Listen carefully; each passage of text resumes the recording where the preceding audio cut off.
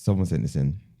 Hey guys, I'm running an Airbnb with my partner and we're struggling because it feels like one of us is always doing more than the other. Why are you laughing? Why are you laughing? It's equal partnership here. What are you talking about? Cool. We didn't start the business with clear roles, but now I feel overwhelmed and frustrated because I'm handling guests, cleaners and messages while my partner thinks that doing the monthly maintenance is just enough. What's monthly maintenance? So like, I don't know, but basically being a handyman. So, you know, you send someone out and they'll go and... So this is so sexist, but I'm guessing it's a guy that's not doing enough then? Yeah, it sounds like it. I kind of thought that as well. Okay. Or, I mean, it could be the other way. It could be. We don't want this to ruin our relationship, but we also don't want the business to fail. How do you manage responsibilities without falling into resentment? Well, first of all, has she asked? I'm guessing it doesn't sound like that. So it doesn't sound like that. I mean, it's a bit hard because I think it's a bit of a silly one. I will say, it's a bit of a silly one because I feel like it sounds like you haven't even had that conversation in terms of the roles and responsibilities. You're asking, which I mean, it's a good question to ask, but I feel like it's a question to ask between the two of you, yourselves, because like that conversation should have been done from before. Yeah, we, in all fairness, we used to argue at the start based on our roles. Like I used to get annoyed that you were stepping on my toes at the things that I'm good at, and I don't think you used to get annoyed with me because I don't think I do anything to irritate you, to be honest. But I used to tell you about, you know, the fact that you take over my tasks. And again, that's the linear in you.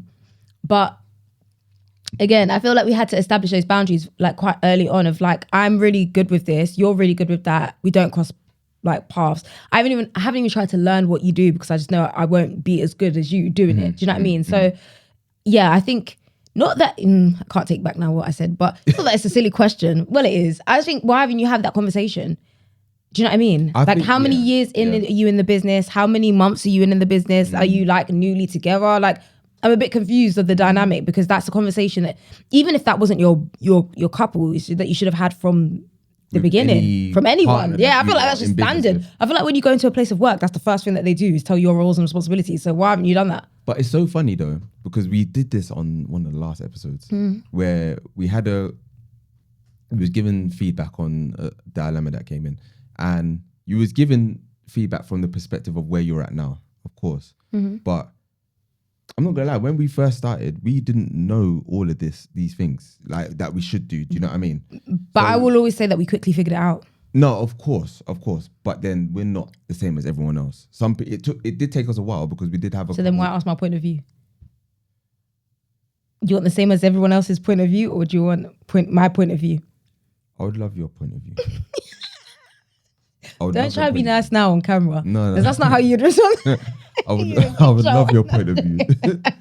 But what I'm saying is that, you know me, that sense of grace where 100% like these are the things that you should be asking your business partner. And they'll probably realize this when they're going to business with anyone else. Do you know what I mean?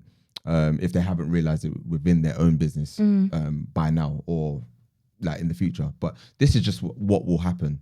Do you know what I mean? But when we first started, I know that we didn't say, okay, I'm gonna do this, you're gonna be in charge of that. We didn't do that. What we knew was that we were gonna start a business and hopefully it works. Do you know what I mean?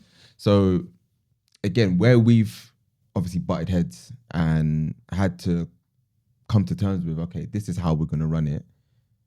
A lot of people, again, wouldn't get through that or aren't strong enough to get through that, I think. Do you know what I mean? So that's what I mean by in terms of the grace, because we didn't, not even we knew that at the beginning. I think I knew. Yeah, well, yeah, you're starting to see the pattern here, isn't it? Yeah, I think, no, I do. I kind of do get it. That's why I said it's not the question that's silly. It's what's silly is the fact that you haven't had conversations about it, because naturally that conversation should come up. I know what you're saying is like, obviously give them grace, but those conversations, if you're communicating, how do you communicate in your relationship? That's what I would then question. Because if something as simple as like the roles and responsibilities is not coming up, mate, he's doing monthly maintenance. I don't know what that looks like. But it doesn't sound like it's a lot. But that sounds like his skill. No, it sounds like his skill. I know a couple who was operating like that. I don't know if they identified that this was happening, but I saw it straight away because when I asked the guy about like, you know, just literally like, what do you, not what do you do? How do but you just, guys like, how split do you stuff? guys split stuff? And he just says, oh, she just told me what to do and I'll go and do it. Yeah, but So no, when- but that's helpful though. No, 100%. I feel like that's how you should operate. But anyway, like, but if you ask him, if I asked him any issue, like any of the numbers, if he knows anything about the properties, how the properties are doing, the performance, he didn't know anything. He had no clue. Yeah, but that's okay. He had no clue. I don't think there's anything wrong with that. I don't know. I don't think there's anything wrong with that. It depends the context of it. If he doesn't know because his partner, wife, whatever, has it on lock, like it couldn't, like he doesn't need to worry about it because she's got it on deck. Like I think that's okay. No. If it's like that he just doesn't know because he's like not really bothered, that's different. Because I feel like I don't know much about uplisting. No, I think uplistings are different. Price labs. But I know you have that on deck, so I don't even concern myself with it. But this is. But I always say I'll do basic training to refresh myself. And this is what I'm talking about. I won't ever invest my time heavily into it because that's what you do. That's your side of the business.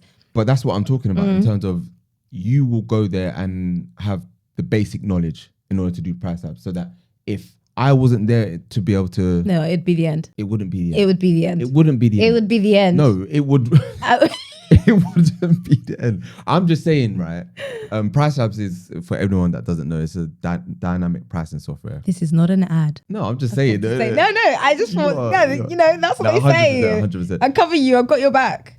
You're welcome. I'm just saying, like, you've got an underlying basic underlying knowledge of how to do that. You see what I'm saying? What I'm saying is, this guy, when I asked him, he had no clue. Yeah. And that's similar. Well, if you don't even know what it does, or like, what each thing in your business does, then do you know what I mean? And it's kind of like you're operating blind, and that now means that, I don't know. As a partner, I feel like every partner should have an underlying knowledge of what the other person's doing. But of what that's why you hate them crazy stories where it's like the partner was doing something wild with the business. Yeah. Do you know what? I was speaking to someone today. It's actually my lash tech saying this is gonna go off topic, but people like in your household as a couple not knowing what the other half is doing. And I'm not talking like your not basic cheating, because cheating's not basic, but like not that, I should say typical, not your typical cheating. Like everyone knows that's a topic that's discussed, but things like when you gamble or you do something drug and you use. like drug use, I find that so scary. Like not knowing what your partner's doing. I know that's a larger scale, obviously in the business, but it's like anything can change, you know? Like if you're not really understanding what's happening. Like I'm not saying that it's horrible, because you don't want to ever put that out there that, you know,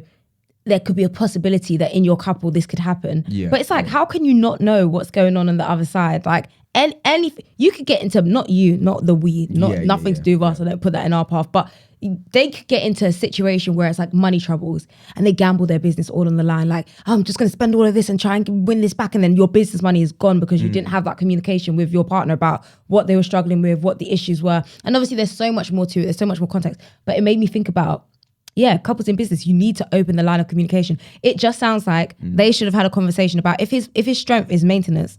I'm not doing maintenance.